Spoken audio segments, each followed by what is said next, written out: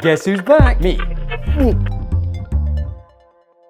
Why do bad things happen? Why does God allow suffering? Why does God do natural disasters? Why won't God heal amputees? And why doesn't he save starving children? The question now arises, why did Allah create life, the universe, and everything? And the answer is, certainly not without purpose. It is held in the religion of Islam, and indeed in all original divine world religions, that this world is a place of testing. That good people will be rewarded and the bad people will be punished, either in this world or the next. Now, without going too deep into that, we have to understand that most of the suffering in the world is man-made. Allah has created the world in perfect balance and harmony with nature, and there has always been enough food, water, shelter, and resources for human beings to live happily. And our test has always been to maintain that balance. The Holy Quran states, "The Most Merciful hath made known the Quran. He created the human being. He has taught him speech and intelligence, and he made the balance, that ye may not transgress with the balance." Allah has prescribed certain rules for human beings to follow.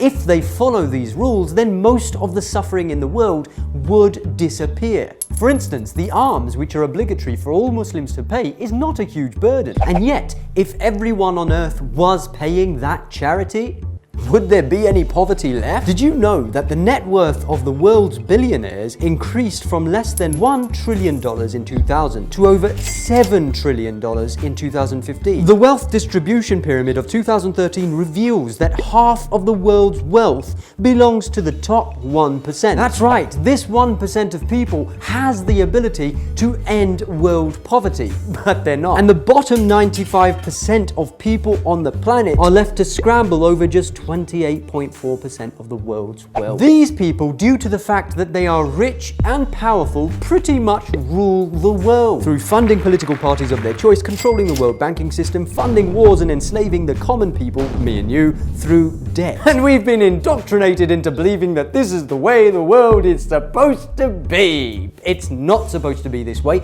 and we are supposed to believe in Allah and try to change it. This wealth, this power is given to some by Allah, and it is a test to see what they'll do with it. Will they maintain the balance of Allah? Will they be just? Will they be fair? Or will they be greedy? God has made some of you richer than others, but the rich ones do not give away their property to their slaves to make them equally rich.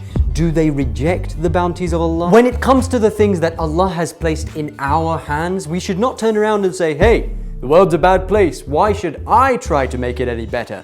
God can do that himself if he wants to and if he exists. This is an excuse made by those who suffer from disbelief in order to exempt themselves from the responsibility of striving to make the world a better place. Now, when it comes to those things which Allah has not placed in our hands, for example, natural disasters, disabilities, disease, etc., there is a wisdom behind everything that Allah does. His is the kingdom of the heavens and the earth. He gives life and causes death, and he has power over all things. Allah has given life, wealth, health, and security to whom he pleases, and he never said that these things are going to last forever. In fact, he said every soul will taste of death. Everyone lives and everyone dies. Some die young, some die old, some die through heart attacks, some die through disease, some die through natural disasters, but everyone dies. This is the natural order of Allah. To argue that he does not exist because some people naturally died in a way that you deem to be unjust is silly. So you'd only believe in Allah if everyone got to choose when and how they die?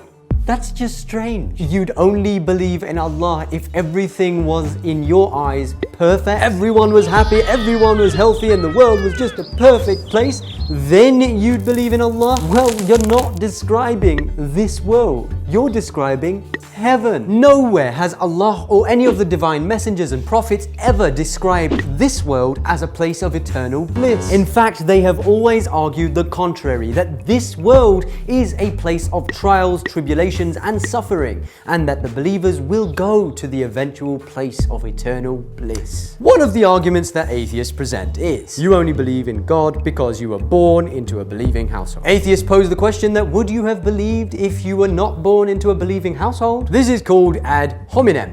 A fallacious argumentative strategy whereby genuine discussion of the topic at hand is avoided by instead attacking the character, motive, or other attribute of the person making the argument rather than attacking the substance of the argument itself. For example, if person A argues that the sky is blue, then person B, who believes that the sky is red, comes along and says, "You have no fashion sense," it's not an argument. It's simply attacking the person in order to avoid the argument. Being born into a believing family does have an impact on the individual. But to conclude from that impact that it's the only factor which affects people's faith is factually wrong. To argue that the only people who are Muslims or believers are those who are born into Muslim or believing households is just historically inaccurate. There are too many Muslims from non-Muslim backgrounds to make this claim. And the reason the atheists make this claim is because they're avoiding the facts themselves and attempting to attack the motives of the believers. To argue that you only believe in God because your family believes in God is a denial of the rational arguments themselves. And one could easily turn around and say, well, you're an atheist because you were raised in a family or society which constantly hammered the idea of atheism into your mind through the education system and through the indoctrination of mass media, which ceaselessly mocked the idea of God and furthermore presented the false image of God through church paintings, through comedies which presented God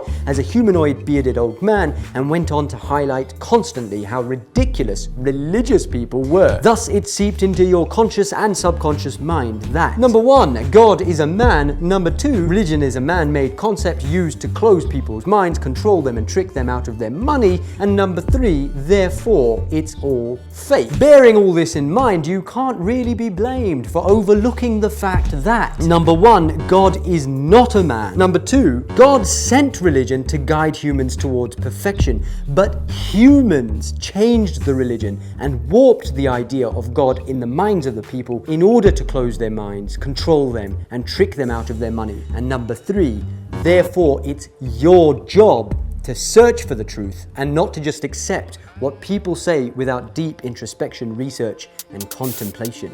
May Allah bless the believers, and don't forget to like, share, subscribe, and share this with whoever you think it may concern, which is everybody.